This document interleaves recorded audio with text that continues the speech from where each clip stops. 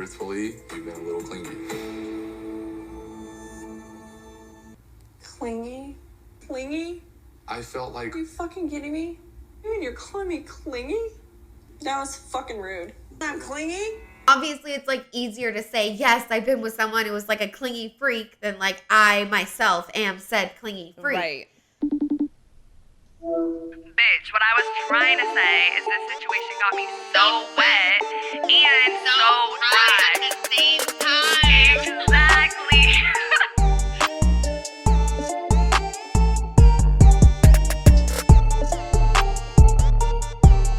What's up, bitches? Welcome back to another episode of So Wet, So Dry. I am one of your hosts, Autumn, like the season. And I am a full-time fangirl for Drew Afualo, and I work in entertainment. And I'm your other host, Fiji, like the island, like the water. I went to Catholic school, so clearly I have some issues, and I work in social media and marketing. If you guys are new here, what we do on So Wet, So Dry is we get drunk, we smoke weed, we deep dive topics about sex, relationships, and personal identity, all through the lens of pop culture, internet trends, and our community's experiences. We do post polls for every single episode that we put out on our Instagram at So Wet So Dry, the O's are zeros. So make sure you're following so you can be a part of those polls, submit stories, etc.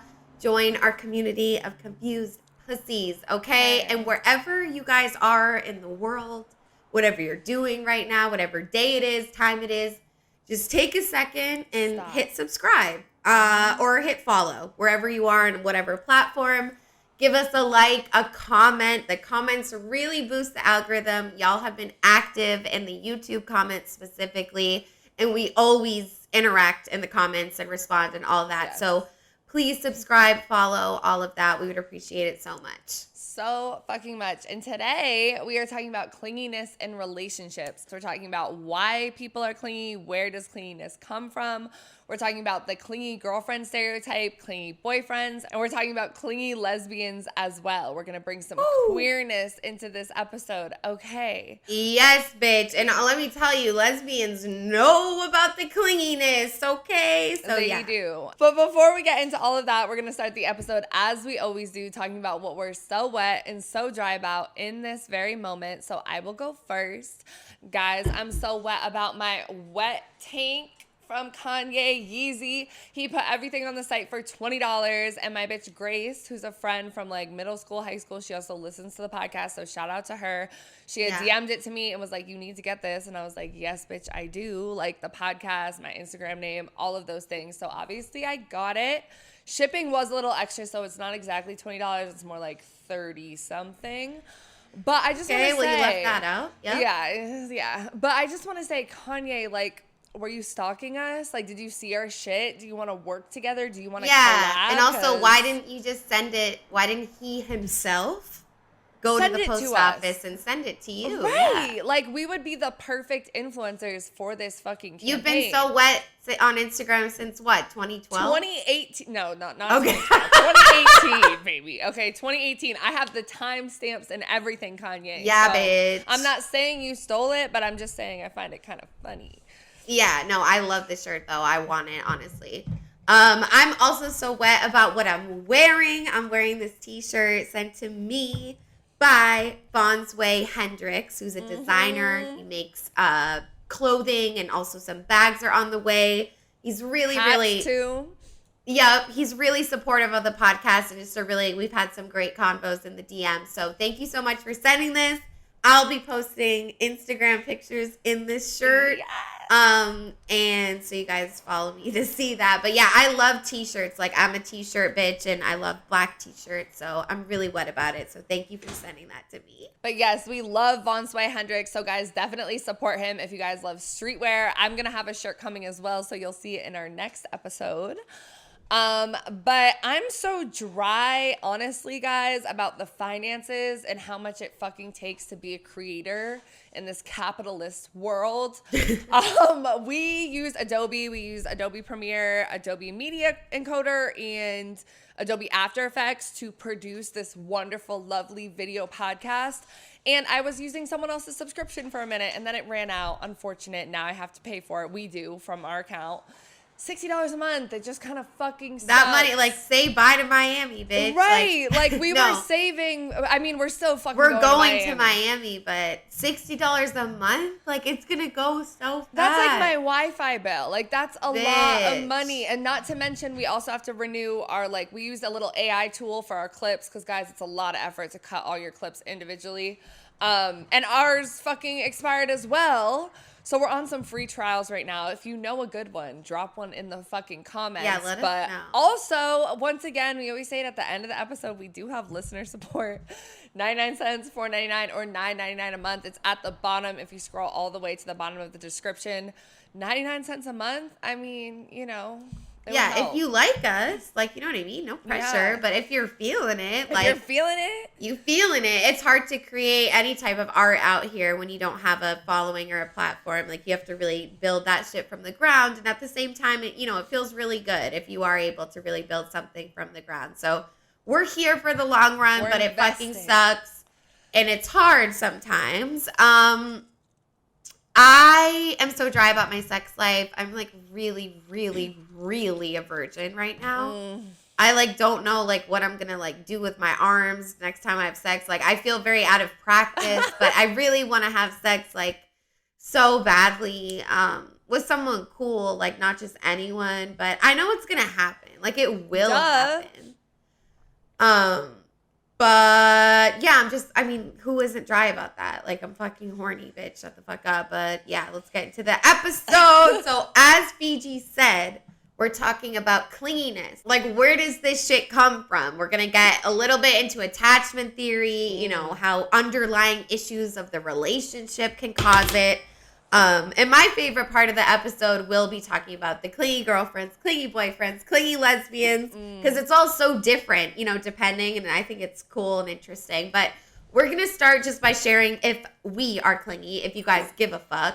I would say that I definitely was in the past, like 18 to 21, like I was, entering my first real relationships, and I definitely am someone that loves really hard, but at the same time, I was privileged enough to be educated from a really young age about healthy relationships, about, abuse that goes on, whether how minor and how large. So I knew from day one, like you don't call someone a lot of times if they're not answering, like that's just not something you do. Mm-hmm. And whether it's malintended or not, like I was just like, cause my mom, like she works in this shit. So she knows. And so I think I did have that, but of course also being queer, like my first lesbian experience, like, bitches are clingy, like we can't help it. But as of right now, I would identify myself as a lot of things that might be controversial, people might not like, but clinginess is not one of them.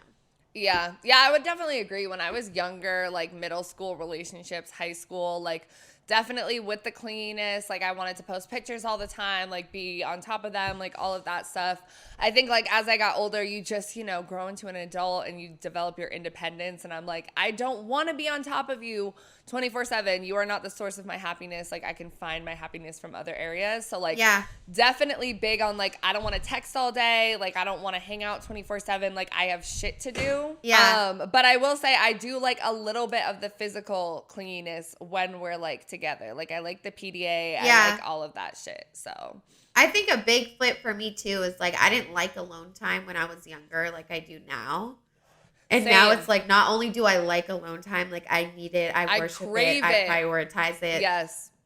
I'm ravenous for it. Like I need it. So it's like I'm not clingy because I would rather be alone at the end of the day, like dead ass. So it's like weird. But I know that we were thinking a little bit about some couples in like the media that are like clinging. Like one of Fiji likes Kourtney and Travis. I don't know. I love them so much. Okay, guys, like it's the aesthetic though, like their wedding aesthetic. Also, he's from Blink 182, which I didn't love. Blink 182, they weren't one of my favorite bands, but definitely in the genre of the bands I liked when I was like in middle school, high school, whatever. Isn't he like bald? Yes, but like he's like tattooed and shit, and he's very like sweet. Like he just like cares about her. And their clinginess, I feel like, yes, they're all over each other 24/7, but it's also like reciprocated. Like it doesn't look toxic and it doesn't look whatever. I also just love their style, but whatever. I love Kourtney, but don't love her as much as I like Travis. But I think they're cute together. But Megan Fox and Machine Gun Kelly, I think, are another example of clingy that's a little more not cute. Right. Because they talked about like drinking each other's blood and like doing these like trips together. Yeah, like I mean, we did have the period sex episode where we talked about like the healing properties. Like I know they're very into like the spiritual shit, but they're but their relationship is like bordering on a little toxic too. I actually have Megan Fox's book of poetry and I haven't read it yet, but I really want to. Okay. But yeah, so I think reciprocal clinginess is a big thing. Like if it's not reciprocated, like you know what I mean? Like that's huge. Like some people, if they're both really happy, like having some clingy qualities, like cool. But if when the balance is off, that's when it goes into toxicity, like borderline emotional abuse. Even when they are both, like you need to have your own identity still. Right, because y'all are gonna like merge into one being and then be fucking confused. But yeah, so we asked you guys if you identified as clingy, and the results were 31% said yes, 33% said no, I'm not clingy, and 36% said sometimes. And usually I think sometimes is like a cop-out answer, you know what I mean? Like let's just, stick to one. Mm-hmm. But I do think it applies here because I think like we all kind of do go through this phase in our early relationships of either, exhibiting some unhealthy behaviors, tendencies, whether it's clinginess or something else. So I think it's like a rite of passage. Either you're with someone really clingy, you're really clingy, because you got to figure that stuff out to unlearn it. And I feel like you do kind of have to do it a little bit to really get it. Yeah, and we're going to talk about it more later in the episode, but sometimes it can develop because a relationship is toxic or unhealthy or someone's cheating or whatever. So, like, that may cause you to act out of character and be clingy, or someone else's or whatever. So it depends. Yeah. And then we asked you guys too, have you ever been with anyone that's clingy before? And that one, 76% said yes, and 24% said no, they haven't. And obviously it's like easier to say, yes, I've been with someone who was like a clingy freak than like I myself am said clingy freak. Right. So that makes sense why more people were like with that one. But I feel like we should all just collectively like know that like, clinginess comes from a bunch of different things, and a lot of things that not all of us can necessarily control, like when it comes to attachment theory and all of that. But at the same time, it is our job to, seek that help and get better so we don't hurt other people. Because I think clinginess draws a fine line between like toxicity and emotional abuse. Like it's real, okay? Call me crazy. Yeah. But I do want to watch this TikTok because this is kind of like how I feel about me, myself, and I being clingy. So let's watch it really quick. One thing about me, I can admit this. I can be clingy. I'm the clingy type. I'm a clingy friend, clingy girlfriend. But as soon as I feel like I'm bothering you, you ain't got to worry about me no more. Like, this is the shit because this is how I feel. But then there's some people where if they sense that they're bothering someone, their clinginess is bothering someone, they like latch on harder and they keep going. Whereas like for me, if I get any energy aura that I'm bothering you or that I'm an inconvenience, like I'm gone, bitch. I'm like, that will be the last time and that's like, okay, why do we need to be so black and white, like big about it? But your feelings get hurt too.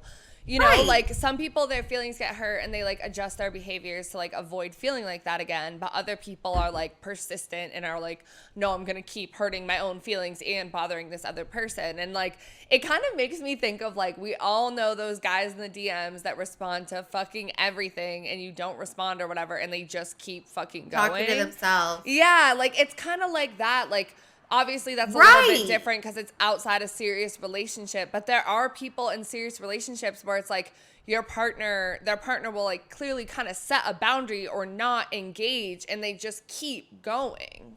I know. And it's like with social media, it makes it so much worse. Like, because it doesn't feel like a real interaction. It doesn't feel as bad. But as the receiver of all of those consistent messages, like, it's fucking irritating. Like, I thought a brand deal was going to be in here, but no, it's fucking Joe from down the street. Right. Like, I can't do it anymore. So, but I do want to talk a little bit, you know, about some examples of clinginess. I feel like we all kind of know, but I did find this article. It's the Attachment Project, essentially. It's all about attachment theory. So some examples of clinginess that plays out in relationships are calling or texting your partner many times a day, becoming angry or upset they don't respond immediately, imagining the worst case scenario if you don't hear from your partner, even for short periods, wanting to spend all of your time with your partner, stalking their activity on social media and looking through their phone, LOL, experiencing intense jealousy, not wanting your partner to do anything without you, and moving very fast in new relationships, wanting to determine the status of the relationship within a few days. A few days. Oh my God. Okay, right off the bat, some things like, I feel like I've definitely done some of these behaviors before, like stalking their activity on social media, for sure, like feeling intensely jealous. And we have an episode about jealousy and stuff, guys. But usually it's like when the relationship is kind of on the rocks or like things aren't going well. But I do also want to say, like, these are kind of negative examples of like clinginess and what it actually is and why it's bad. But there is this whole trending thing kind of on TikTok and Twitter and everything where people are like, no, I want my partner clingy. Like, I want to be by their side 24/7. Like, I need to go through their phone, and kind of like normalizing this like codependent behavior. So it gets weird because it's like, this is actually kind of a toxic relationship and it's encroaching on your partner's boundaries, personal space, identity, like all of that. But people literally want these types of relationships. Because toxicity is fucking romanticized OD, bro. Yeah. Like, and I'm like, I still kind of feel that, but at the same time, like, I don't want anyone, if you get mad at me because I don't answer right away, like, I immediately fucking hate you. Like, I actually hate you. Because you don't understand, like, what being on my phone is for me sometimes. Like, sometimes I just, you know, I don't want to be reached. You want to chill, yeah. There's nothing wrong with Do that. not like, disturb, yeah. I don't want to be, like, fucking fully, because that's just not real life. Like, this phone and this technology shit, like, it's not real life. Like, we can use technology for what it's good for, but technology was not made for people to have access to us 24/7. Maybe it was, but I'm just like, it's exhausting. And then wanting to spend all of your time together, like if they get mad that you want to go, like, hey, if the boy, this is what I see on TikTok, like the boy's like, I want to go have a boys' night, and the girl's like, the fuck, no, you're not. Yeah. And we can key about it, but at the end of the day, like, he should. He should be able to be his own independent person. And like, that's going to make your relationship healthier, because if you just try to like control them, you're not really loving them. Like, that's not a real, genuine relationship. And it's also like, if you don't trust him, what he's going to do at boys' night, you shouldn't be with him. Like, it shouldn't be like, oh, you can't go. Like, that's like, who wants to live like that? And I get that, like the majority of men like kind of suck, but like, be single. I don't know. Right. If you don't trust him, don't be with him. Yeah. And then more from this article, it says, psychologically, clinginess is about wanting to feel safe by reducing the emotional and physical distance between another person. It could be because someone is jealous, controlling, overprotective, or dependent. Clinginess is driven by a fear of what might happen if we let go of control, if we depend on someone else for emotional support, safety, and reassurance. Then we can't imagine our world without them. And I think clinginess does come from a place of fear, like 100%. Like, we're about to get into our next poll. Like, why do you think people act clingy? But I think it's interesting to compare this sort of like real life psychological, like attachment theory clinginess to what we see on TikTok, which is such a glamorized version of clinginess. But I've never been on that like train. And I've also never been jealous of couples like, oh, they love each other so much they can't leave each other's side. Sounds like hell. I don't want to do it. Yeah, I do think Kourtney and Travis are cute, but I agree. And honestly, it's so funny because like you guys know, if you listen to the podcast, that I was in an abusive relationship, and like some of these behaviors, like going through my phone all the time, like wanting to, like, I wouldn't consider him clingy. Like when I think of the word and I think of my ex, I don't think of him as clingy because he would also disappear for extended periods of time. But it was kind of that back and forth between like, not he didn't really love bomb, but it was like, I'm going through your phone, like you need to do this, like clingy, and then disappear.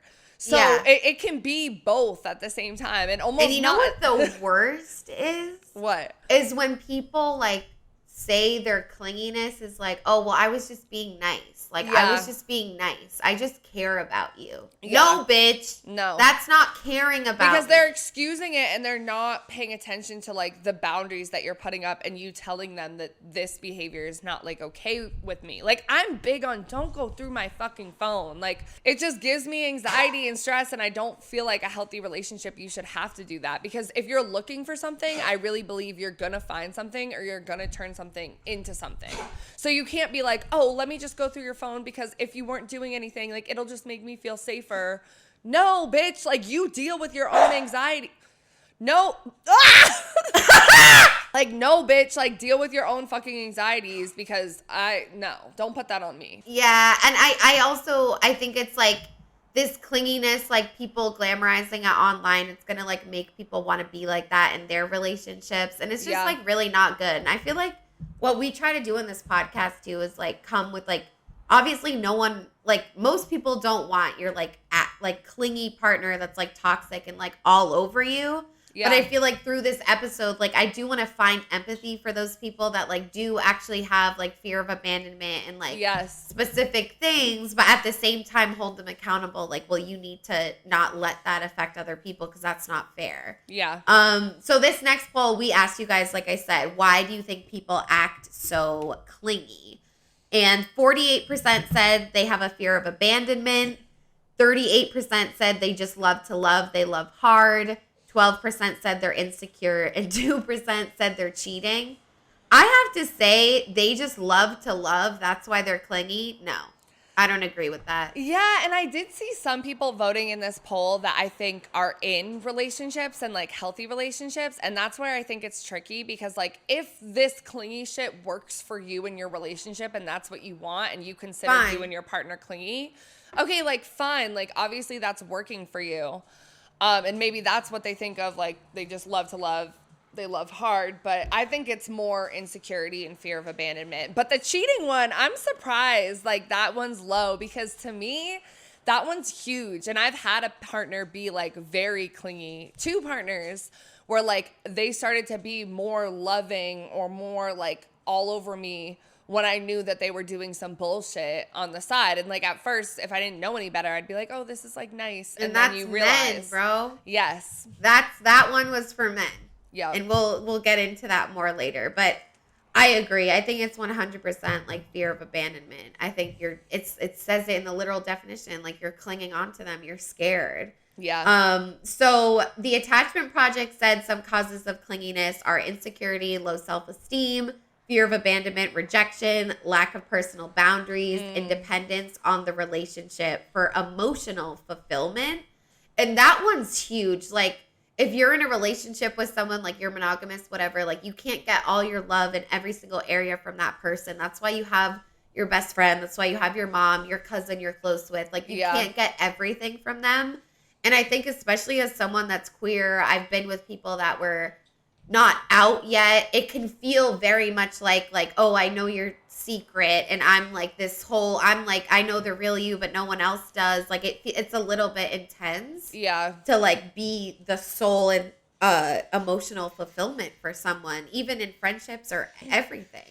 Yeah, because people need to be able to fill their own like emotional need for fulfillment and happiness and success and like all of those things, like pick up a hobby, like do something else. And I think it also goes back to that like stuff that trends online where it's like, oh, your person should be your peace, like your person should be your happiness. And like I feel like people misinterpret that when they hear that. Like, it's like, yes, when you're in a relationship, like that person is a different kind of special versus like everybody else. Like, they probably know you better than everyone else. But that doesn't mean that you're like relying on them like a crutch for your fucking happiness. Like, you need to go do other things and exist outside of this relationship, you know? It's the same thing. Like, you can't just have one friend. Like, you Right. have to have at least a couple because that one friend can't be everything for you.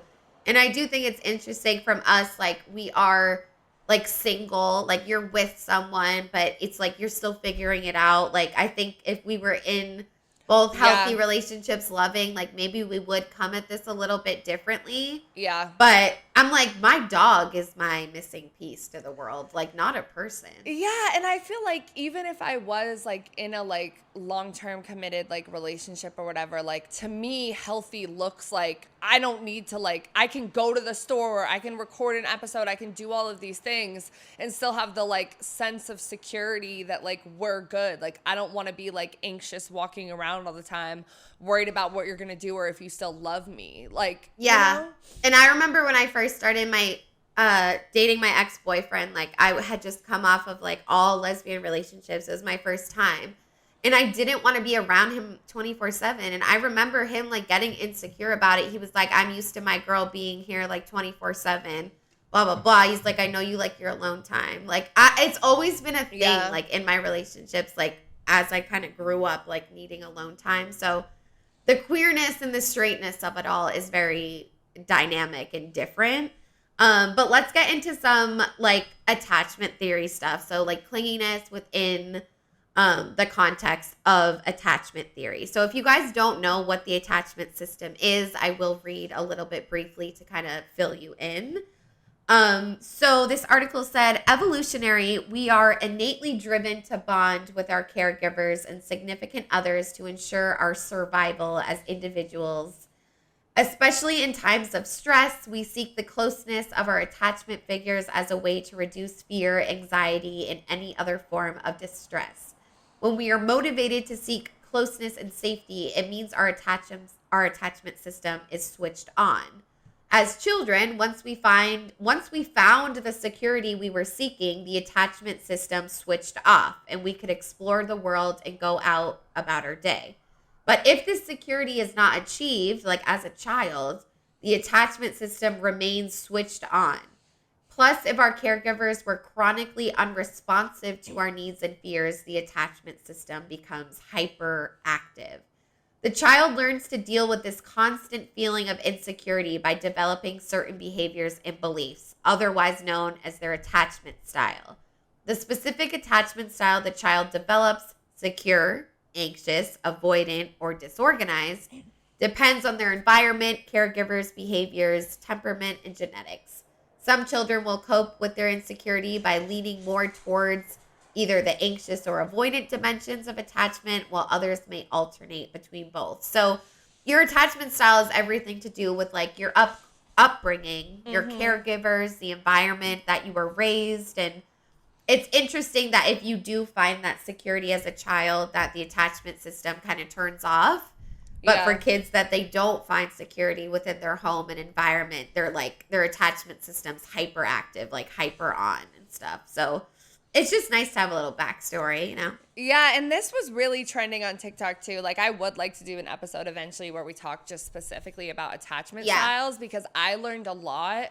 And you know, you got to be a little bit skeptical. Like not everyone that talks about this on social media is like a licensed therapist or like is bringing in research, like whatever. But I think for the most part, I'm kind of avoidant and maybe a little disorganized because like for me, when people are too clingy, like I really like run away from it. And then I also seek avoidant partners because like, you know, I'm not completely like always ready. But I also think I've been in relationships where I've been anxious as well. And that's where that like clinginess comes in. I wouldn't say I'm completely secure. I don't know how many people are secure. I don't know what I am. to be honest with you.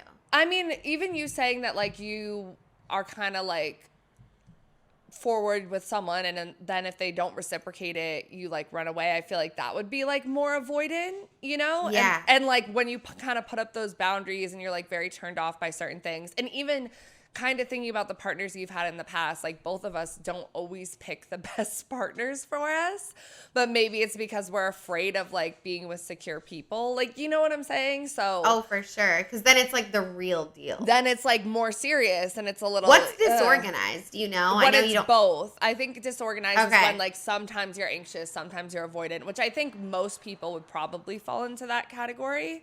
Yeah. Because it's hard to say you're always avoidant. But I do think, because I think I'm avoidant, when I've been with avoidant partners, I can get anxious.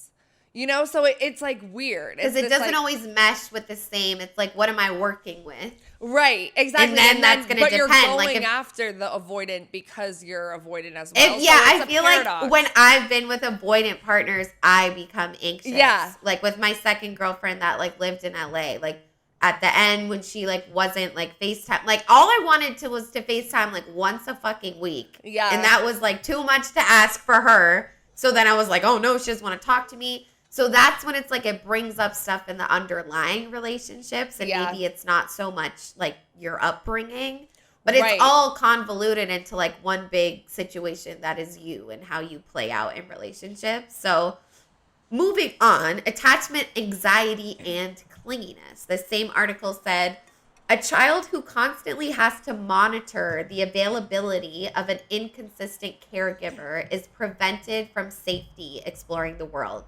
This constant monitoring obstructs the healthy development of a sense of self-worth and autonomy. As a result, closeness and approval from significant others become the only available sources of self-esteem. In the end, the child becomes so dependent on their loved ones and terrified of being abandoned by them that they constantly look for signs that it might be happening, also called hypervigilance. This hypervigilance towards abandonment and rejection continues into adulthood. So to feel safe, anxiously attached individuals become very invested in their relationships and want to be as physically and emotionally close to their partners as possible. Their low self-esteem and negative self-view mean they are apprehensive but hopeful about their partner providing safety, closeness, and comfort. So just bringing it in how this plays out, you know, in your relationships as an adult. And they do these things that might come off as clinginess or toxicity or whatever, but it's because of how they grow up and the environment that they were in. So it's just good to keep in mind.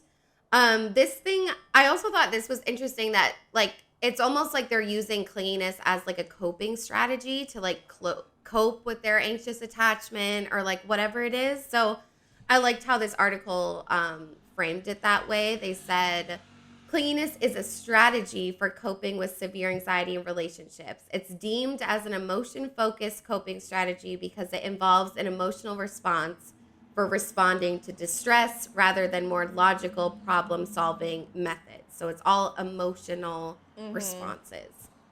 Emotion-focused strategies such as clinginess lead to more unhealthy methods of coping, such as rumination, repeatedly going over worries in our minds, and consequently keeps the attachment system in overdrive.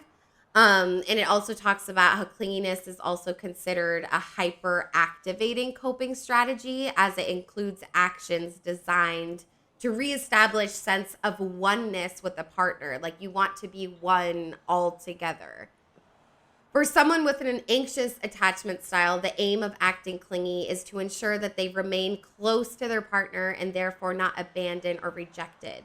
The result is often the opposite of what they desire, as the partners of anxious individuals often become tired and irritated by such behaviors, as well as having to constantly provide reassurance and support. And that's so real. Like, Yeah. yes, they're doing this as a coping strategy, but it is so irritating for the partner, and it's hard, and like, it's not all on you to fix their childhood trauma. Like, I don't know. And it just reinforces, like, it's not a healthy coping mechanism. It just reinforces their fear of abandonment, because by irritating this person and looking for them to soothe your own emotional wounds, then they're going to get irritated. They are going to say they can't deal with it. And then you're forced to deal with it on your own, which reinforces the idea that everybody leaves you. So it's... Yeah. And a lot of people that they're like, everyone leaves me. I always get left. And I used to get a little bit of that going because I have been broken up with more times than I've left someone. Yeah. But, like, I've grown from that, and I'm like, well, they didn't leave me. They actually just weren't right for me. And, like, I literally believe that so fucking hard with every single person that's, like, walked away from the relationship. But, and then it's like, I know, and it's just, like, a vicious cycle because that's what they're saying. Like, everyone leaves, but then you do this annoying shit. And, yeah, people are going to leave. Like, you have to, like, figure it out, you know? Yeah. Like, I know that's kind of harsh, but... And then lastly, just like we said, clinginess can come from underlying issues like within the relationship. Like I remember with my second girlfriend, we were long distance. I was in Boston. She was in LA. I was starting to feel her pull away, and it caused me to like kind of be on her dick a little bit. Like I was kind of just like, cause I was craving it so bad. I felt her pulling away. And then she broke up with me a few weeks later. So yeah, I've definitely been in those situations too, where it's like, it's so hard because you can feel them pulling away. You can feel the relationship on the rocks, and you're almost like, I feel like usually I would try to communicate about it first, but the other person is still not completely sure. And so they're kind of like gaslighting you a little bit. And then you become like clingy and crazy because you're like, I know something's wrong, but why aren't you fucking telling me? No, I remember specifically when I was visiting you in Atlanta. It was Halloween. I got back from Atlanta and my ex-boyfriend broke up with me like a few days later. While I'm in Atlanta, I'm texting him clingy shit and I'm being like, I was like, babe, like I feel disconnected from you. Like when I get back home, like can we please like try to connect more, like all this stuff. And then he would answer, like, trying to be cute, like, baby girl, like, you always know the answer to these questions. Like, yes, of course. All I want to do is be close to you.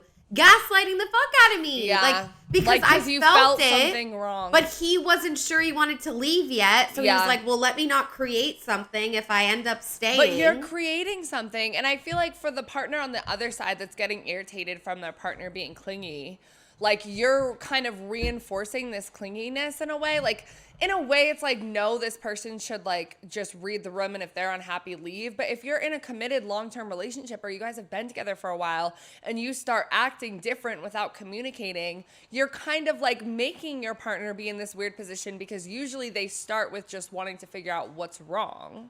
Right. And then it'll lead to, like, you know. And then if you don't tell them because you're, like, not, like, it's fine to, like, take a few days to think and, like, conjugate your thoughts or whatever, but it's just like at the end of the day, like you are enabling that behavior by doing that because you know what you're doing. So that's why it can be flipped. Like I don't think that had to do with my childhood. I think he was just making me act like that because he was acting brand new. I was like, what's going on?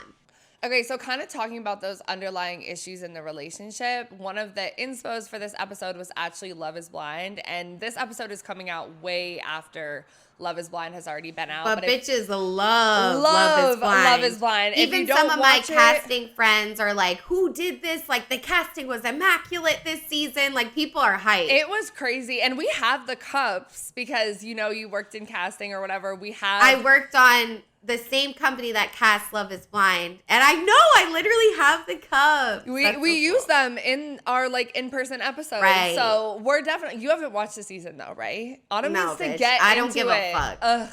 Okay, well, if you guys haven't watched Love is Blind, that they meet in pods where, you know, they don't see each other, they just talk. Yes. And then they propose, whatever. So Jimmy proposed to Chelsea and they met in person. And Chelsea had said she looked like Megan Fox in the pods, and she doesn't really look like Megan Fox. And you could tell he was kind of disappointed with the way she looked.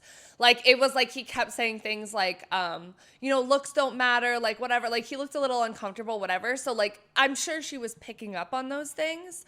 But there were like consistent issues in the relationship. And I think Jimmy was gaslighting her to a point, but she was being really, really clingy. And I think it's part of like her personality, but also the underlying issues in the relationship. So This all blows up into one argument that they get into where he calls her clingy. So let's watch this clip. I mean,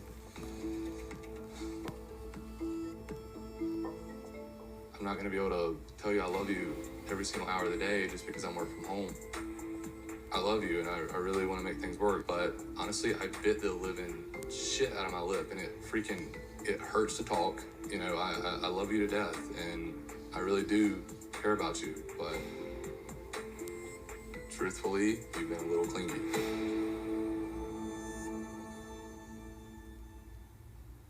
Clingy? Well, you're saying you want me to give you more love and affection, and I feel like you're giving me too much. Clingy? I felt like... Are you fucking kidding me? You and you're calling me clingy? That was fucking rude. I have told you I love you more than any of the guys have told their fiancés. I don't That's a give a fact. shit about them. I'm saying I have told you an excessive amount, in my opinion. I have told you a lot. Okay. And I have meant it every time I told you. Okay. I really do love you.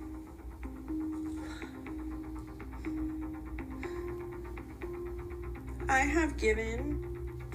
I know you have given. No, I don't. I want to hear from you. I have given 100% to every single person I've ever been with. That's why I chose you. I know. You give 100%. You're... I'm not done talking. I feel like shit. For you to say I'm clingy when I'm trying to do things for you to prove to you, like... I'm telling you how I feel. I love you. I'm telling you how I feel. Okay, well then that says a lot. If that's how you feel. I do not ever want to be with someone who says I'm too clingy, especially someone who put a fucking ring on my finger. That's not your whole personality now. I'm saying the last few days, you have been a little clingy. Alright, well, expect a lot less from me now, because that's fucking bullshit. Maybe I should stay at my place tonight, because this is not cool. I love you, and I want to be with you, and I want a life with you. You didn't kiss me once today. I did. You never tell me you love Kissed me. you twice. Okay. I rolled out of bed late this morning. I went straight to work, and as soon as I get out of work, I come down here and meet your friends. And the first thing out of your mouth is I'm clingy.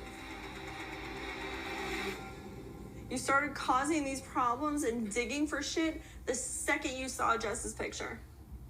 It's not about Jess at all. I'm about to marry you. Yeah. Okay, this is a huge, huge deal for me. It's a huge deal for me, too. Because I'm clingy? I cooked you dinner. I I am stayed by thankful you cooked me myself. dinner. I'm Then thankful. I sat and watched your fucking show with you. And you say I'm too clingy. And then went upstairs and had sex with you? And I'm too clingy? No, this is bullshit. This is fucking bullshit. That's fucking rude. That's so fucking Well, if you're going to bring up the sex, you're the one that wanted to have sex. Yeah, I also, did. Maybe wanted a little breather from that, too. Okay, so I find Chelsea extremely fucking irritating, honestly, but I do have a little bit of empathy for her because, like, there were signs, but at the same time, Jimmy, I think, is communicating in a healthy way because she was like, you didn't even tell me you love me today. Like, you haven't even, like, kissed me. And he was like, we literally had sex earlier. I told you I loved you twice. Like, you're being a little weird. And apparently it was because he had seen this other girl in the pods who he was talking to. He had seen her picture. Like, I don't know. She was just feeling insecure. Yeah, he did follow her, like, whatever, but she didn't know that. She was feeling it. She was feeling the underlying emotions. But this brings me to our recent episode where we were talking about men's feelings. And I think it's really interesting because Jimmy is, I think, communicating in a very healthy way. Yeah. And he's like, you know, like, I'm not going to lie, I love you, but you've been a little clingy. And she just immediately is like, this is too much. I'm clingy. What the fuck? When she was being clingy. Right. But here's the unlearning, because when I was first watching it, I was like, Jimmy, fuck you. Yep. Like, you made her cry, you fucking dick. Yeah. But you're so right. Like, he was trying to communicate. And I don't know why Chelsea was like the word clingy is equivalent to, like, rapist. She was like, clingy? Yes. I'm yes. clingy? Yes. And that's what we're going to get into. It's like this stereotype. Like, you don't want to be labeled a clingy bitch. And, like, you definitely don't want your man to say, like, you've been clingy, but it's like, why is that? And then it's like, we go back to, like, sexism, blah, blah, blah. Yeah. Like, women are always, stop talking, like, whatever. Yeah. But that really stood out to me, the way that she was, like, clingy. You Yeah.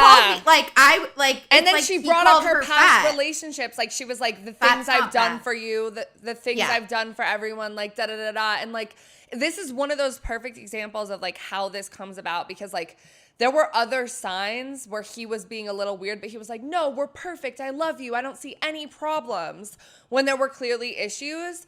But she also, like, took it to this insane, like, childlike attitude where she's like, oh my God, like, da-da-da. And, like, can't reflect on how she's not helping the situation by, like, turning into this baby and being like, clingy, Right. like, you know? And the silencing by the tears. That's what Bell Hooks said. Exactly. Like, and she was crying. And, like, she's pretty. Like, she's conventionally, like, an attractive, Yes. like, European standards. Like, she got it. Yeah. She don't look like Megan Fox, though. She does not look and like Megan I Fox. would be a little bit, I don't like when people I do think that was the most off-putting thing about it, is that, like, that's just not what she really looked like. And, like, But she's pretty. Like, but it's she not like, is still pretty. And he was, I think, still trying to actually have a healthy relationship with her. Like, spoiler alert, like, he broke it off with her at the end, and I'm really proud of him, because for a while I was like, it seems like he's just going to keep going with this because he just wants to be married. And then she had a complete meltdown then as well. But I think she clearly, like, she's bringing her past issues into this relationship, because he was communicating at that time in what I think was a healthy way. right. And it does hurt. Like, of course it's going to hurt. Yeah. But I do think, you know, it's okay to swallow your tears for a second and, like, let them finish talking. And it just does suck, because it's like, when you cry, it doesn't always mean it's everything of what they did in that moment. It's not always sadness. It's like frustration, like maybe with yourself too. But guys, like, look at that and they're like, oh, like, make her cry. Never make a woman cry, blah, blah, blah, blah. Yeah. So it's tricky. Like, I see it on both ends. And it's like, when you're in a relationship, you're in love, like, things are get heated. Like, people are going to cry. Yeah. So I think men need to, like, you know, learn how to just, like, you know, not like, shut the fuck up, bitch. But, like, just keep talking. Don't and I be think like, oh. he could have, like, communicated, like, because I think maybe for him, really the issue in the relationship was how she solved conflict and how she was clingy and whatever. Maybe he wasn't really worried about the other girl or whatever, but she was constantly concerned about other girls and other stuff. And he was a little iffy, but I think they were, like, coming to relationships from different standpoints, so it just manifests into this complete bullshit. And obviously it's produced, like, we didn't see everything, but I think people generally, like, hated Jimmy. People generally hated Jimmy at the beginning of the show, but by the end, they kind of sided with him and were against Chelsea, which is a little sad, but, like, I'm on his side too. Yeah, but the way that, like, when he saw her and she didn't look like Megan Fox, he's like, looks aren't everything. That's funny. That's comedic. Yeah. That's funny. But yeah, damn. Okay, maybe I should watch the show. So this other TikTok we have is kind of like whether they were trying to be a stereotype or not. This is kind of like what I see, like, as the clingy girlfriend stereotype to be. What am I getting for boys' night tonight? The fuck? What? You never told me you were gonna go with the boys. Hey, I don't gotta tell you shit. Yes, you do. It's I thought we boys' had- night. I thought we had plans. I got plans with you tomorrow. No. I don't gotta hang out with you every day, babe. Yes, you do. Babe, you sleep with All right, me? then I'm coming with you.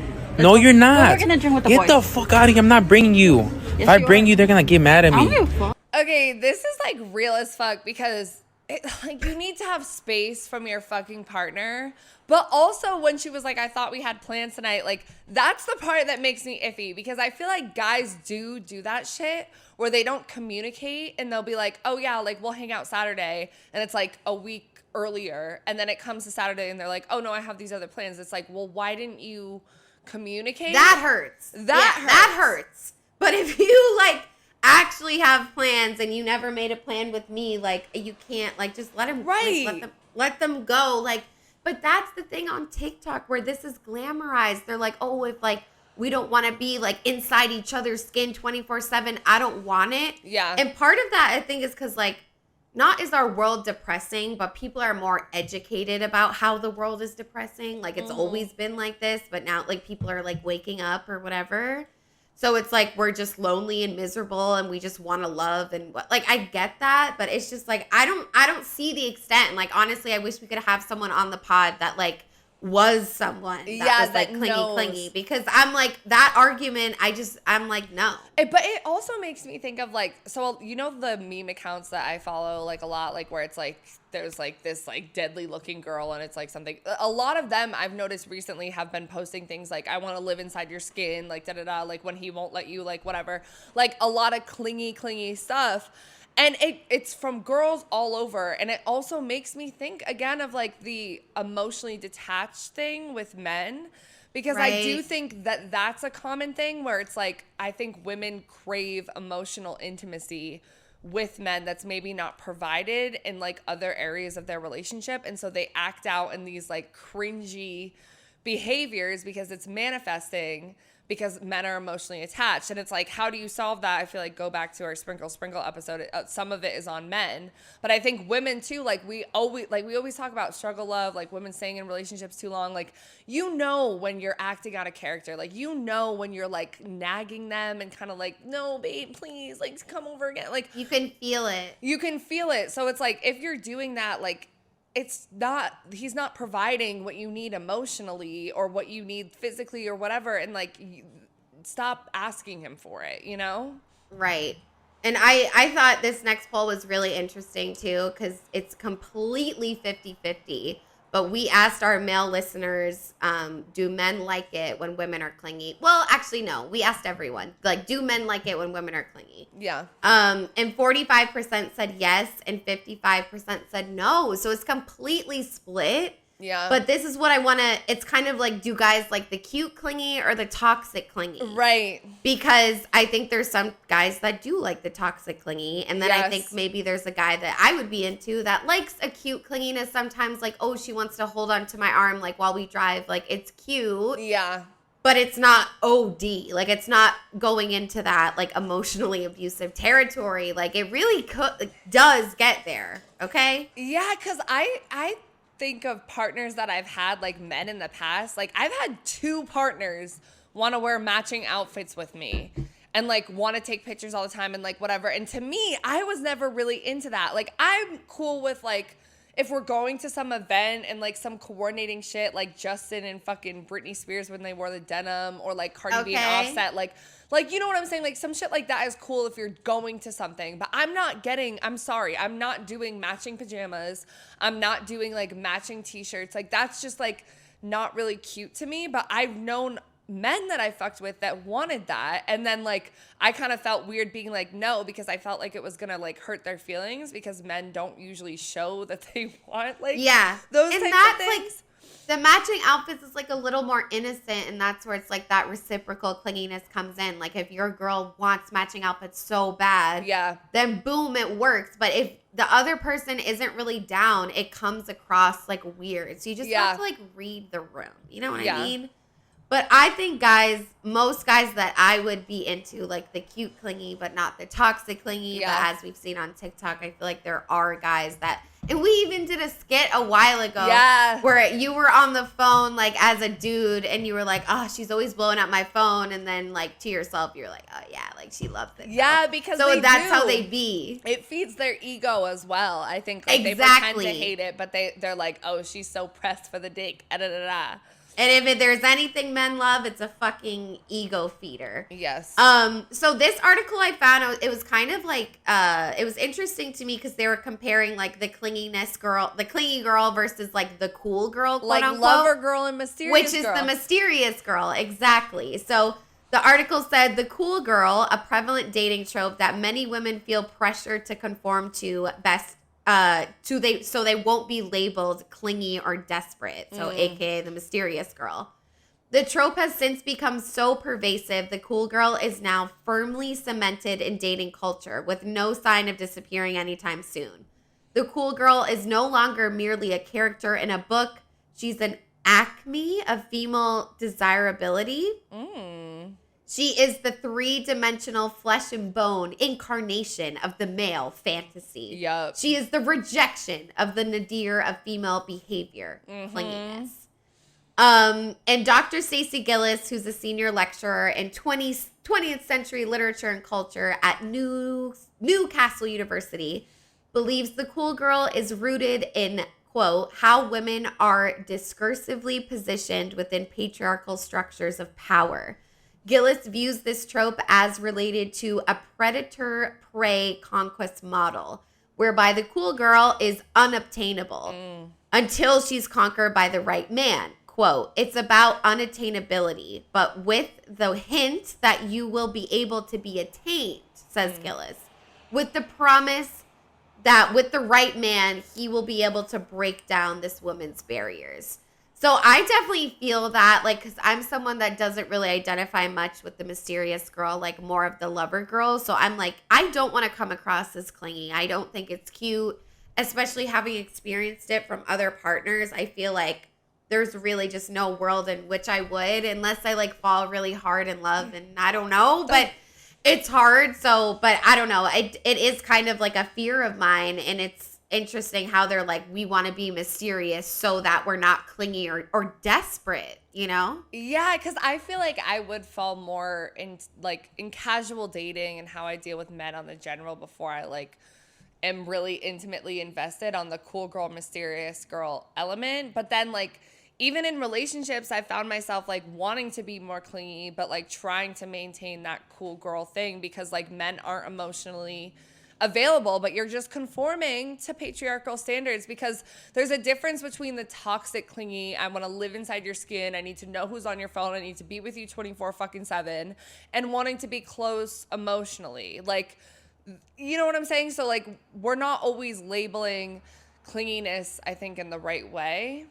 Right. I agree. And that's why I think it's good to bring it into the attachment theory, like create that space for empathy for people. But at the same time, it's like this shit does get into like emotional abuse. So like you have to protect yourself. Right. You can't have too much empathy that you're just, because you feel bad for them. Like you don't want to hurt them or be the one that like leaves them when they keep saying to you, oh, everyone leaves. Like it's really hard. But yeah, I don't know. I'll always want to be the cool girl. I don't care. Yeah. I love the cool girl, the mysterious girl. But again, it's like it's also black and white. Like the mysterious girl is shut off from her emotions, and we don't really want that either. So right, yeah, because that also reinforces patriarchal standards. Like if you're in a like relationship where this person's not giving you enough and meeting what you need, but you're trying to be cool so that you don't come off as clingy, then you're kind of oppressing yourself and your own emotions and like whatever. So yeah. Hey bitches, Autumn here. If you're listening to the audio version of the podcast, just disregard. But if you are watching the video version, we had a malfunction with my video for this section. Like we always say, we literally record on FaceTime and our phones just couldn't take it anymore.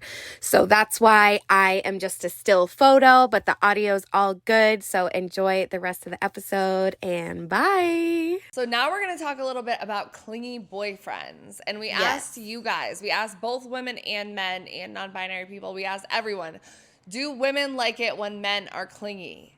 50% said yes and 50% said no. So 50-50. I'm confused. Like, I don't know. Well, what do you think? Do you like clingy men or no?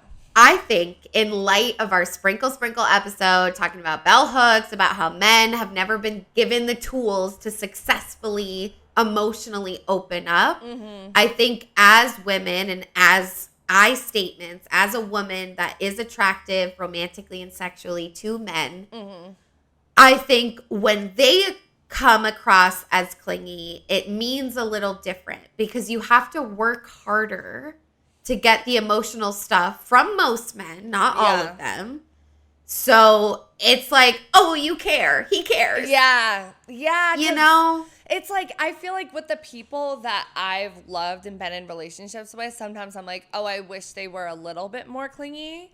Right. But also I've had men be clingy with me that I like kind of fucked with or didn't fuck with enough, but I found it like annoying. But maybe it's either because I didn't like them enough, so it's going to be annoying regardless, or because they were not really clingy, they were just showing up secure and emotionally available and da-da-da, and I was not ready for that. because I like avoidant men, that I was kind of like, well, what the fuck are you doing? Because men don't have feelings, and I'm like reinforcing the patriarchy.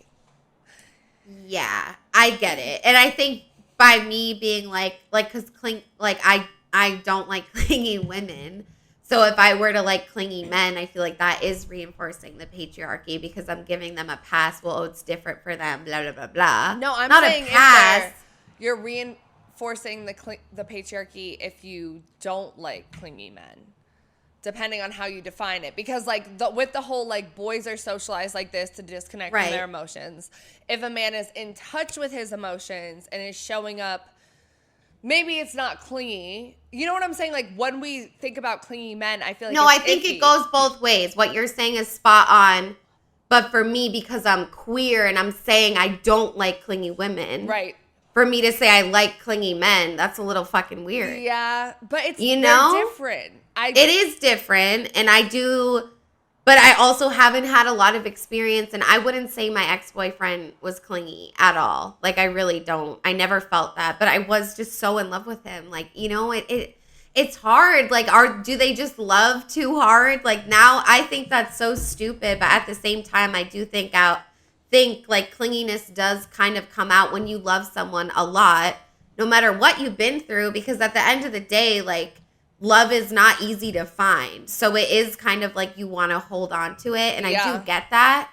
But I think at the end of the day, because I've grown and wanting my alone time, I've been able to be like, well, and like if they're going to leave, they're going to leave. Like we don't need to cling to them like that. Like just let it play out. And I feel like we all know, like it's kind of like the clingier you are, the more you push them away. So we should be afraid of like being clingy, which also isn't good because, It's exhausting, especially because we have to put everything in the context of the patriarchy and fucking and gender. So it's and how like people are this shit socialized. is deep, like clinginess in relationships. It could be very boring, but we think about it so deeply. Yeah. And I think in light of recent episodes, we're approaching things differently, which is it's pretty cool. Though, yeah, honestly. it's all I'm not gonna lie. connected. It's honestly all. But connected. I love how this was 50-50. We do want to share a TikTok of a woman that does love a clingy man.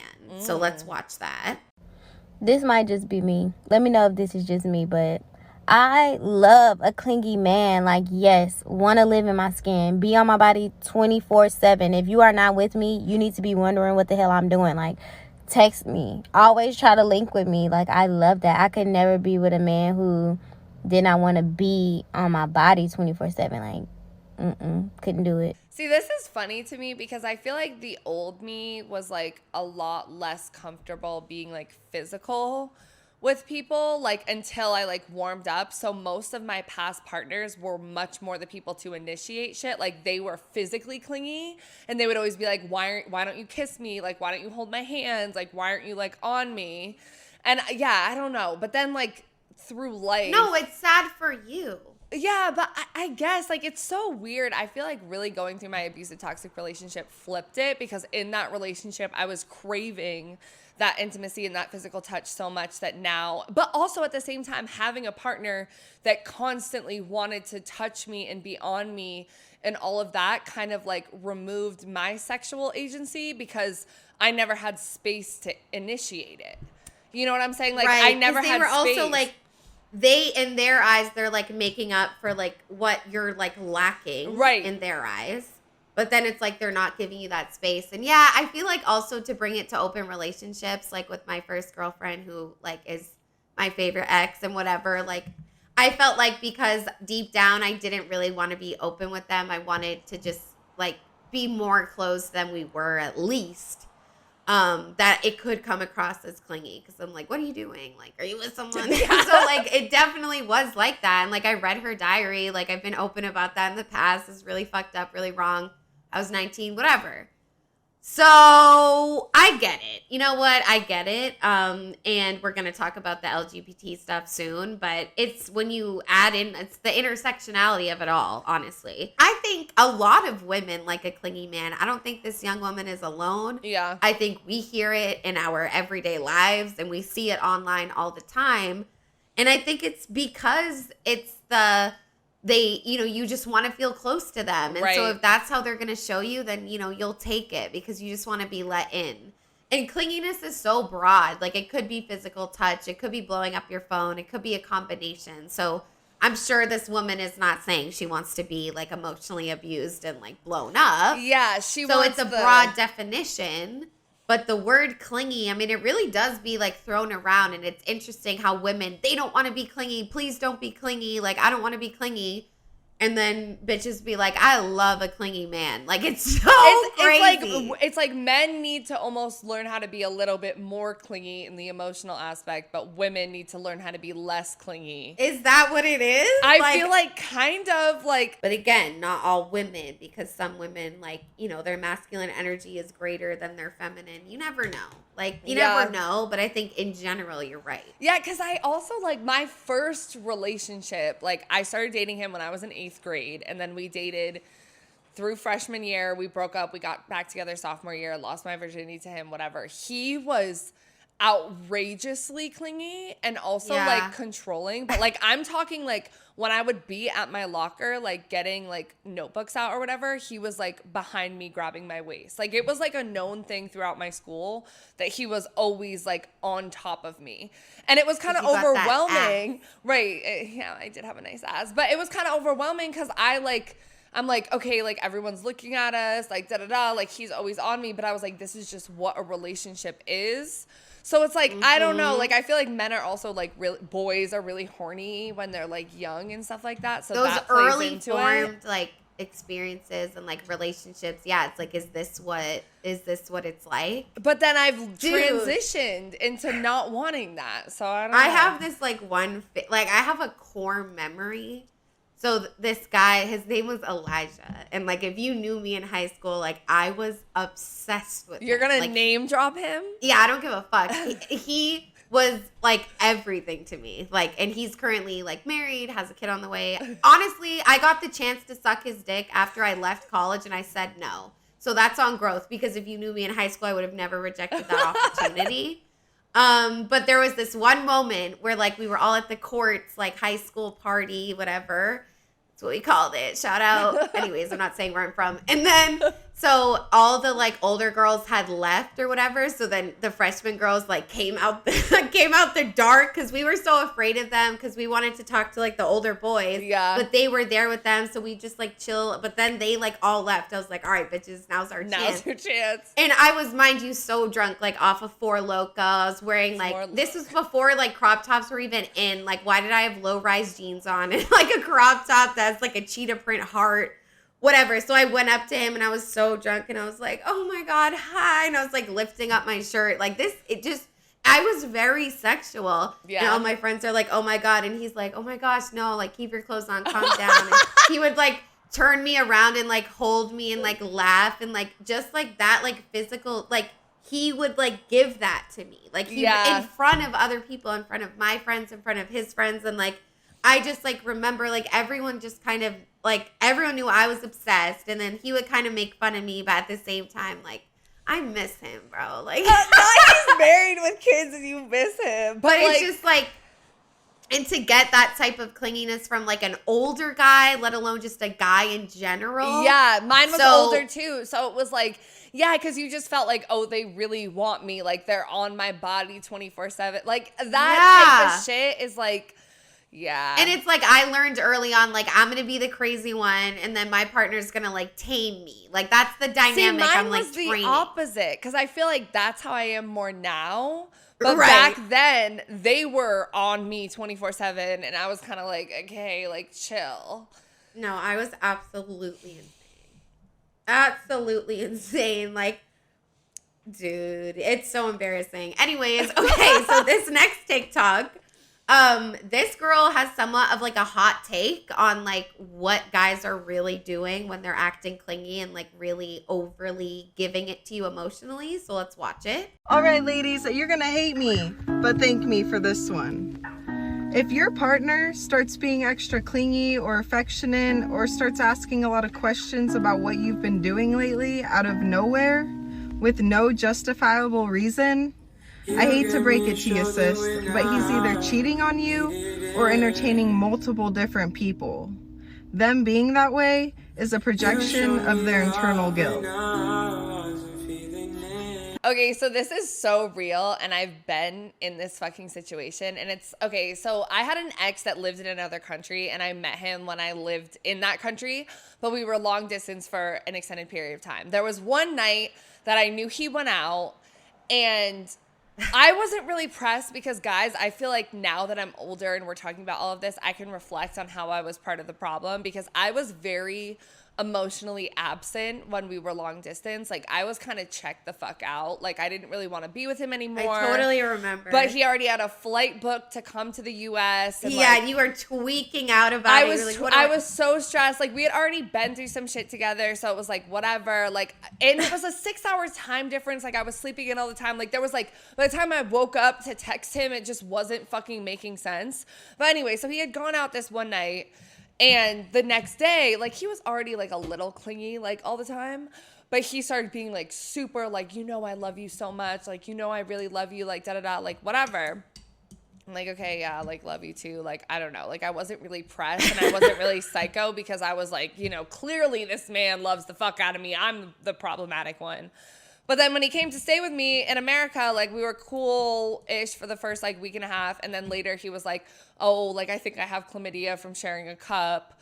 And turns out it was because, like, he let some girl suck his dick. But he didn't have chlamydia. I feel like he was just trying to find a weird way to tell me. But it was that night. And I was like, it all lines up because he started acting even more loving and whatever than before. So I was kind of like, this makes sense. Using it to, like, overcompensate for what they've done. Like, yes. I don't think it's applicable to all situations, but I do think it's a very, like, men thing to do. And it's like gaslighting. Like, I felt it too. It's like the same thing of when you're sensing something's off and they, like, all of a sudden they're like, just reassure you about everything, like, a little bit too much. It's scary. Relationships are scary. I don't want to be in one. Yeah. And my other ex did that too, kind of, like, if he, like, because he would always go out until late and not come back until 11 a.m. the next morning. And, like, I know he wasn't usually at, like, a bitch's house. Like, usually he was at after parties, like, probably doing drugs until, like, really late because he would come home, like, having not slept. But, like, he would do that shit, too. Like, he would, like, make me food all of a sudden and, like, bring me, like, gifts. And, like, it was like he was making up for something. But I also saw a TikTok, like, way back where it was, like, girls when they cheat with their partner versus guys, and girls slowly become, like, more cold and distant because usually when they cheat, it's, like, they're already checked out of the relationship versus men when they cheat, they're, like, you know, not completely checked out and they still want to make things right because they feel guilty. But, yeah. And they don't know. Like, they're like, which bitch am I going to choose? Like, they want to keep everyone happy. Right. Because they can maintain like, multiple bitches, but we see because bitches are more real. Like, we can't fake that shit. You guys are the ultimate fakers because it's not real. Like, yeah. But I don't know. Overall, I feel like it's different for men because we do want them so badly to, like, give us emotional connection and touch and everything. But at the end of the day, like, clinginess is not cute. Right. So it doesn't really matter. Okay, my favorite section of the whole episode. Let's talk about fucking lesbian clinginess. You guys, like, lesbians are the clingy bitches on everything. Like, it's actually fucking crazy. In this TikTok, I want to show you guys, like, it's just so facts, and then we'll look at, like, another example. So let's play this TikTok first. This message is for Jimmy from Love is Blind. Buddy, you don't know what clingy is until you've dated a lesbian. Lesbians will meet, fall in love, and then immediately want to crawl inside each other's skin and fuse their skeletal structures together. We'll go on one date and form a soul tie that will bind us together for the rest of existence. We will happily go about our day on mere minutes of sleep if it meant that we got to spend the night FaceTiming our long-distance girlfriend who lives thousands of miles away. When one partner dies, the other will spend the rest of their life lonely and alone, anticipating the next life where they will seek after the soul of their long-lost love. This might sound dramatic to you, but this is just lesbians being lesbians. We don't know how to love without obsessively loving. For example, my girlfriend has decided that if I die before her, she has no other option than to follow me into the dark. This woman would be buried alive, clinging to the top of my casket if she could. So straight people, you guys don't understand what clingy is. For lesbians, being clingy is just a part of our nature. It's a part of how we love. Like, the crazy part is she's so right, but I don't think it's good and something to be like glorified and like, yes, we are the original, like, because it's true. Like, I came out when I was like 14, 15, 16, whatever, like many times throughout that. And I just, all of my experiences with women early on were very much that. It was so quick. It was so fast. It was so clingy, and it was not healthy. And I hated it, you know, and I think that's why I was like, ooh, polyamory. Like, I was trying to like get out of that. Yeah. But I think like a lot of couples you saw online that were lesbians, like in the 2000s or whatever, it's like a lot of Tumblr long distance, like, yep. It's just insane. But it's also like when you come out and have that first queer relationship, it is bigger than just your average relationship because you're finally accepting yourself. And that's why it's like even scarier, like the fear of abandonment, because maybe you're not out to anyone else. This person is the only one that knows that. Like, it can be at a lot of added pressure, like the intersectionality of everything. But yeah. Yeah, when you said the Tumblr thing, it kind of made me think, like, it's funny, like, the age we grew up in where, like, we were so online, because I feel like our society in general has, like, a hard time with, like, teaching us about, like, healthy relationships and sex and all of that, let alone queer relationships. And, like, a lot of us weren't getting that from our parents, so we're, like, online, and we're seeing people our age doing this stuff, but it's, like, they're probably 14, 16, 18 as well. So it's like, I think like getting out of clinginess is also part of maturity. But I also want to say it's how women are socialized in general. Like, women, you know, like, love movies are like pushed towards women. Like, even if you're like queer, watching, you know, you're absorbing so much like straight heterosexual like content that it's just like, that's how women should be. That's how like relationships should be. And I like being bi, like, I've never had like a long-term or even short-term really like intimate relationship with a woman, but I have had like sexual relationships with women, and like I've tried on Hinge, but I would always get fucking overwhelmed because like every girl that I talked to like wanted to plan like a fucking like 48-hour date, and I just like especially with all relationships, like I don't go into it needing all of that. Like, I want to take my time and really like know you first. If we meet and we have a crazy connection, then maybe I would be like that. But it's just like the U-Haul lesbian trope and like all of that. Like, I've had friends that like lesbian couple friends that I've been friends with, and it's just like sometimes we look at them like, oh my God, like, are you guys good? But if it works for you. Yeah, and like that time period where like your roommate like wasn't like there, she was like, and like I had like mad bitches at your place, like, why did they stay for so long? They didn't leave. They went and got breakfast. I don't want to get breakfast with you. Like, your man was there, but that was different. Like, you guys were actually together. Yeah. Whereas I just had my one night stand spend 48 hours with us. Like, I was like, why are you still here? Had that. Okay, it's so complicated because I used to be friends with this. Oh my God. Okay, I used to be friends with these two girls that were twins, and one of them was like close to being my best friend. The other one was like more of an acquaintance, but me and her fucked. And the next day, it was kind of weird because I'm like, I just fucked my best friend's sister, also twin. And the next day she wanted to go get food, and not only get food, but go to their job where her sister works and get food and say hi to her sister. And I was kind of like, oh, like, I feel like you're trying to like show me off and also spend more time with me. And like, this is not it, because like, this was just kind of a hookup and I'm closer with your sister. Like, it was so messy. Dude, like, so messy. Yeah, that is really some messy shit. I know. It was like a whole thing. Like, I was kind of like, I was definitely in a dark, that was right when I got out of my toxic relationship. I was being a messy ass bitch. But I feel like every girl that I've hooked up with, we've gotten food after, like, and spent the whole day together. I got food with one girl, spent the whole day with her, and then she went to work and she was like, come to work with me.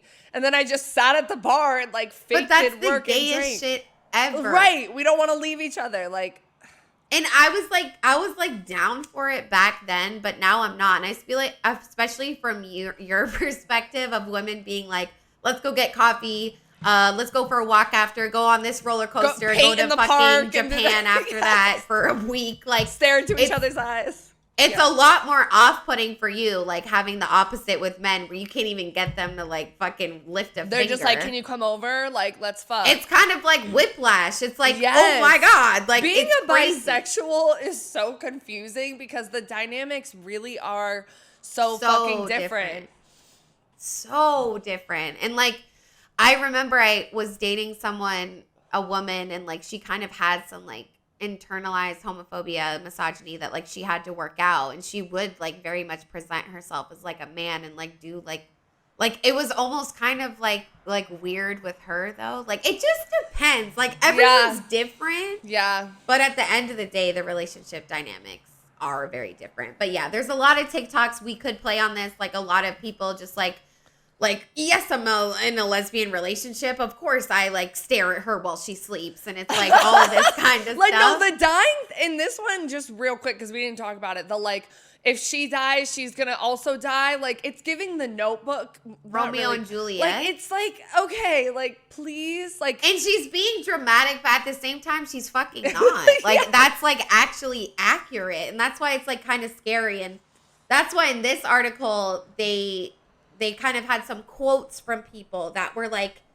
they felt this pressure and because they didn't want to be that obsessive, clingy lesbian stereotype. Yeah. So some quotes from people just around the world. This person said, I constantly feel this pressure as a gay woman dating women. It definitely seems to be the case that the person who is the least interested and most aloof holds most of the power and will get hurt less if things go south. And someone else just said, I believe some of the pressure also comes from trying to avoid the lesbian U-Haul stereotype where women get serious way too quickly because nobody is putting on the brakes. And it's so true because even in relationships, even in queer relationships, like women on women relationships, you do have someone that's like a little bit more aloof, like for sure. And it's never been me. I'll tell you that right now. Maybe it's been me like once, but it usually is not me, bro. Like, I'm usually the one. I am until I really like you. And then I'm like, fuck it. See, that's the shit where it's just like, damn. So if you like them, it's cool? Yeah. I don't know. But when she said the first one, the one who holds the most power and will get hurt less if things go south, it reminds me of like the Hey Mama's lesbian stereotype. And I've seen some funny TikToks. Like, you know that one where they're like in the Hey car? Mama's lesbian. When they're in the car and the Hey Mama's lesbian like clearly just kind of wants to hook up and like and whatever, and the other girl is just kind of like, you know, like it's, and I do feel like with mass lesbians like that try to take on like a little bit more like patriarchal stuff, they try to be like a little bit more distant. That's what I'm saying. Yeah. Yes. That's what I experienced so fucking much. And I was just like, okay, baby, like, I don't know. So it's like, that's something you got to work out with you. And like, I'll have conversations with you about it. At the end of the day, like, I don't know. Like, she was also a black woman. So who am I to fucking say shit? I was just like, okay. But it's hard. And I think, you know, but the ultimate clingy bitches are the lesbians. I think we can all agree on that. Yep. So now we're gonna finish this episode off with kind of just a little bit about how to navigate clinginess in relationships, and also just some advice for you guys, like whether you are a clingy person or you're with someone who's clingy or yada yada yada. So I did go to Reddit because duh, we love Reddit. Yep. And this person made a post that said, essentially I'll paraphrase it, like, I really like this guy. I really, really like him, but I don't want to text him too much. I don't want to be that clingy bitch. Like, what do I do? Help? So someone responded and said, clingy behavior is a pattern of compulsive, anxiety-driven bids for attention. If you feel overwhelming need, in capital letters, to stay in contact out of fear that he will otherwise forget about you or disappear, then you should pay attention to that anxiety. Indulging in it will come off as clingy because it is. Interest, even strong interest, won't be mistaken for clinginess by someone who is also interested in you. If you find yourself consistently initiating contact, then dial it down and give him an opening to pick up the slack. If he's into you, he will. And if he isn't, then you don't need to worry about seeming clingy because he ain't the one anyway. I feel like that's exactly what I was thinking when you were talking about this story. Right. Wasn't this like so good? In the sentence that's interest, even strong interest, won't be mistaken for clinginess by someone who is also interested in you. Yes. Because that's the thing. It's like, are you clingy or are you just really interested in them? Like the lines can get blurry, and this reciprocal nature matters so much. Like what they said, like if he likes you back, he's not going to mistake your interest for clinginess, you know, where I think sometimes maybe people do put themselves out there. They come across a little clingy, but they really are just like genuinely interested and the person's just not. So it's like, oh, they're clingy, you know? Yeah. So that's something. And that comes into like this hard area of where people start to talk about dating as a game and all of those things, because it's like, if you notice that you're the one initiating contact all the time and that they're not completely reciprocating it, I would say pull away to see. But if you pull away and see and they aren't like going after you or whatever, then you need to end it or you need to walk away from it, because you don't want to keep playing this fucking game. You know what I'm saying? It shouldn't be like, I have the power, they have the power, back and forth until you feel like fulfilled, because you're never going to be fulfilled. If they're like really reciprocating energy, you'll know, and you won't feel anxious all the time. Yeah. Okay, so someone on Reddit directly responded to what we just read, and they said, I'm a recovering, anxiously attached, and spent basically my entire 20s feeling like too much and constantly pretending I was cool, aloof, detached, with no needs at all, even though that's the opposite of who I really am. It was awful, in all capital letters, and guess what? I never had any success. In my early 30s, after therapy and self-help books and healing, I decided to just start being myself, because I know now I'm just energetic and passionate, not quote unquote clingy. I recently met someone who is every bit excited and energetic as I am, and it's the best feeling in the world. He has never made me feel like I'm too much, and it's just awesome. Even in the early days, I texted when I wanted, asked him out when I couldn't wait to see him again, told him I liked him whenever I felt like it. He always meets me on that level. If things don't work out with this person, I'll never again settle for someone who makes me feel like I need to dull myself down. And that's real as fuck. Yeah. You know what I mean? Like, because sometimes it's not, like, you really are just like an energetic, passionate being. And if it's reciprocated, it's going to feel beautiful. So don't try to change yourself. Just hold out for the right person, I think, is the takeaway. Yeah, it's all about finding like the person that meshes with yourself. And that doesn't mean that you can't learn things from other relationships and learn, you know, when to tone down things. Like Chelsea, for example, with Love is Blind, like when he was communicating his like genuine feelings finally, which is what she was begging for so much, you know, like those are still learning experiences, but most of the time it's just, that's not your person, you know? Yeah. And I feel like just advice is just to be gentle with each other. Like, you know, like it's really easy to be like, oh, they're so annoying, they're fucking clingy, like whatever. But, you know, don't just attack people for it. Just describe how it makes you feel. Just say, this isn't working for me, and move on. Because at the end of the day, like, everyone deserves someone. Mm-hmm. And whether you're a little bit more clingy leaning or not, like, there is someone that's going to meet that out there. And I'm really happy for that person. Like, you fucking deserve it.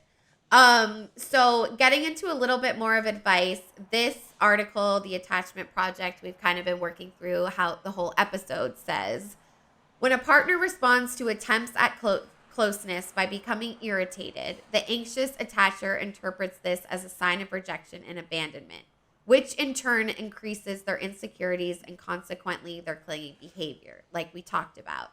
So for that reason, managing clinginess needs to be a dynamic process in which the anxious individual and their partner work together to establish trust, communication, and boundaries. So if you're someone with anxious attachment, it's like maybe you need to be outspoken about that. Maybe that's not something to hide and shy away from, something that you're working on. So, you know, is it okay if you do reassure me some things, or is that going to really, you know, bother you? Like, are we clicking? Like, you just have to have that, you know, communication and be open to it. Yeah, because at the beginning of relationships, like, it's important to talk about these things. Like, you can be like, okay, like, this is my love language. Like, I like words of affirmation or whatever. And, like, for me, I feel secure when I hear that, like, at least somewhat consistently. Like, be reasonable with your requests and maybe do some self-reflection. But, like, if you want a real relationship with this person, like, you should communicate what love feels like to you and what security feels like to you, and also be open to, like, adapting that and compromising, not too much, but to also, like, meet the needs of your partner and respect their boundaries as well. Yeah, emphasis on the not too much. Yes. And then the article says, although dealing with clinginess in relationships can be a challenge, it's important to remember that such behaviors come from a place of severe anxiety and insecure early years. Like what we're talking about. It's like the empathy, you know? Like we all need to learn how to be more empathetic. Like you and I included, our listeners, everyone. Clingy behavior comes from somewhere, and identifying the root cause will help with managing the problematic actions. Focusing on the cause and building confidence, self-worth, and trust can help in forging balanced, loving, and healthy relationships. So yeah, it's like if you love this person, you want to build them up. You want to build up their confidence. You want to help them overcome this. And at the end of the day, if you're not willing to like put in that work, then that's okay. Like then just walk away. Don't gaslight them. Like just walk away. Yeah, because I think another thing is like knowing when to walk away. Like sometimes I've been in relationships before where I'm trying to understand where they're coming from, trying to understand why their childhood made them this way.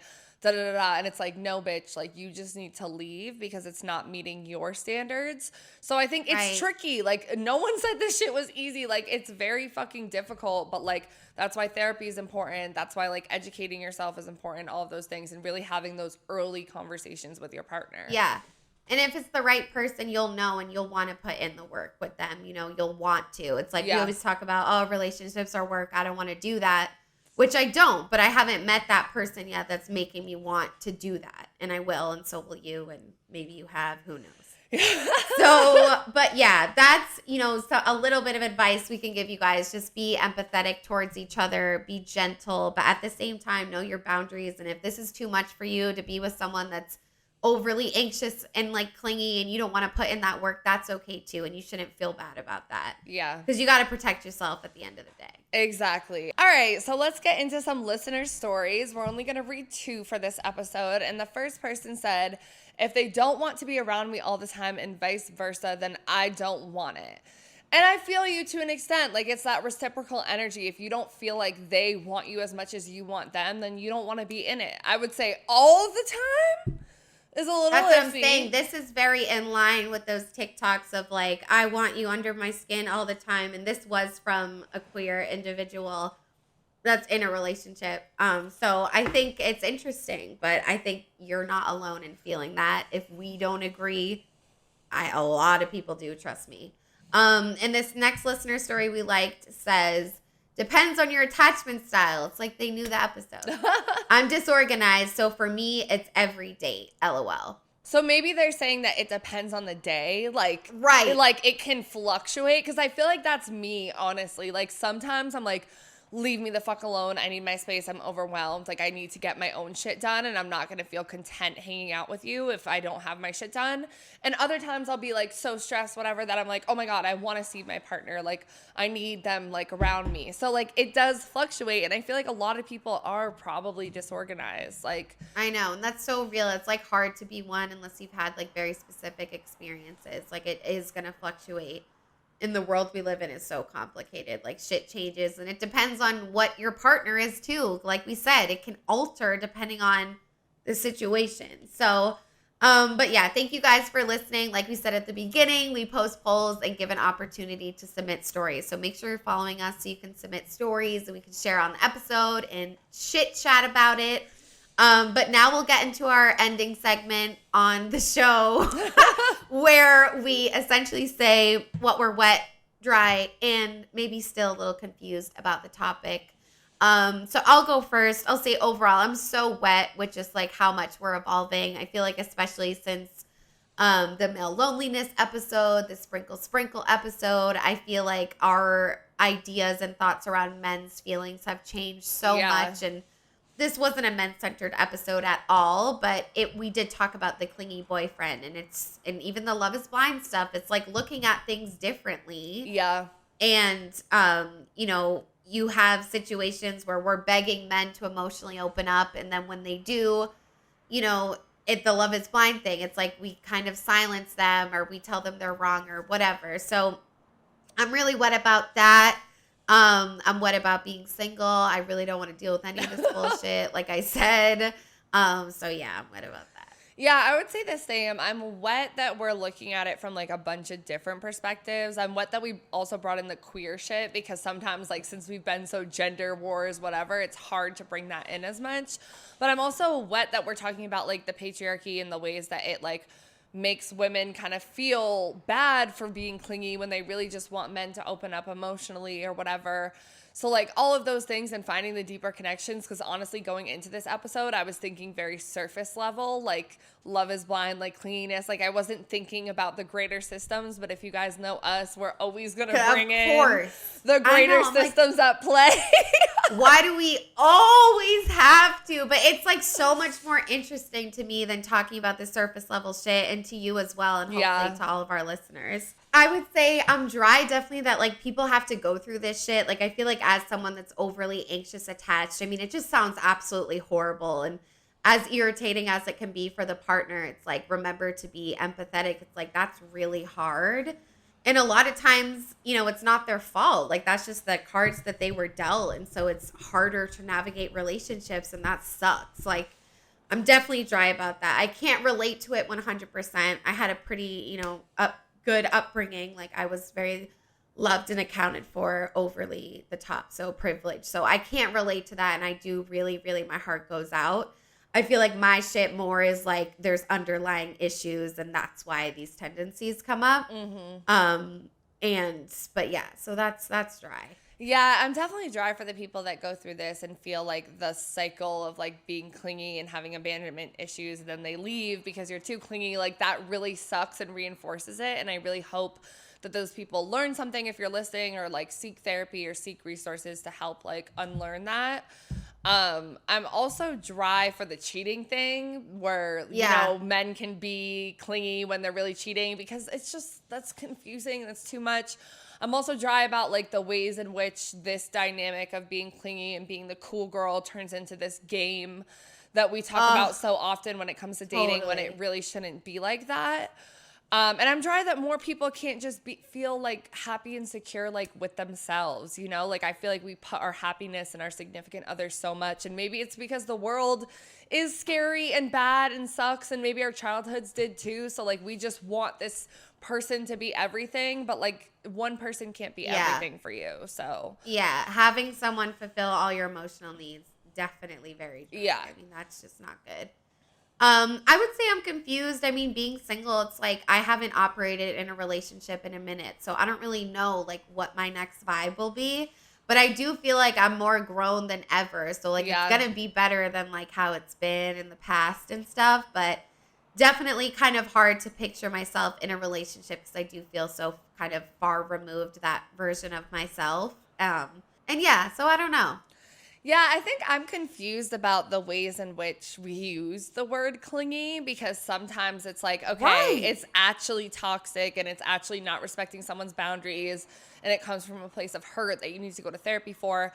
And then these other situations where it's like this couple is in a relationship where they would call themselves clingy, but they seem healthy and they seem happy, and that's what works for them. So like with everything, like it's not one or the other.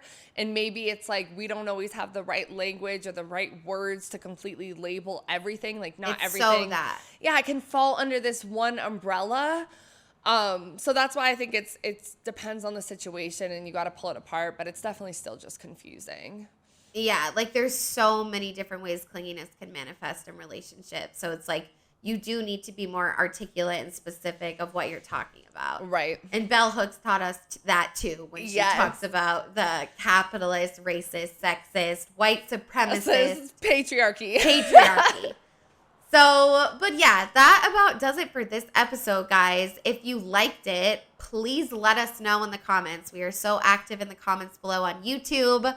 Follow if you're on Spotify, rate us, you know, anything you guys can do to interact with our content means so much, and literally nothing goes unnoticed. But we genuinely want you to join our community of confused pussies. So subscribe, follow. We're on all other social media platforms too, at So Wet So Dry. The O's are zeros. Yes, and if you guys are listening on Spotify, please rate us. 5 stars would be preferred, but you know, be honest with it. Also on Spotify, we have listener support, as we mentioned in the beginning. It's 99 cents, $4.99, or $9.99 a month. It really helps us pay for, you know, Adobe, better equipment, trips to see each other, and produce, you know, TikTok content, vlogs, all of that stuff. It's in the bottom of every episode, no matter where you guys are listening. So please scroll down and click that link if you feel so inclined. Otherwise, thank you guys so much. We love you so much, and we will catch you in the next episode. Bye. Bye. So let's move into some kind of Andrew Tate comparisons. There's a lot of articles and a lot of creators and just people in general that will compare Jira 7 to the female Andrew Tate by telling viewers not to settle for less than what they deserve. They claim they're actually empowering women. Jira herself has been jokingly dubbed the female Andrew Tate by her commenters, though this is less because she espouses hatred for women, but because she calls for a battle of the sexes approach to dating. Men will disappoint you, so you might as well use them for money. Yeah, and this is like contributes to the gender war. Like, we've been on this. Both Shira and Andrew Tate kind of come with the mindset of like, these men don't love you, these women don't love you, they're just using you. This is a game, you need to play the game. Right. Both of them talk about relationships being very much based on power. Yeah. And not on human beings, and not accepting all of our feminine and masculinity and all of that. It's so much based on power. It's like feeding into the patriarchy like so hard, like really just living in that world. And even if you are going to be promised luxury and relaxation in this thing, it's like, do you want to do that within the patriarchy? Because I personally don't, but I think some people are like, yeah, fuck it. And I would never judge anyone.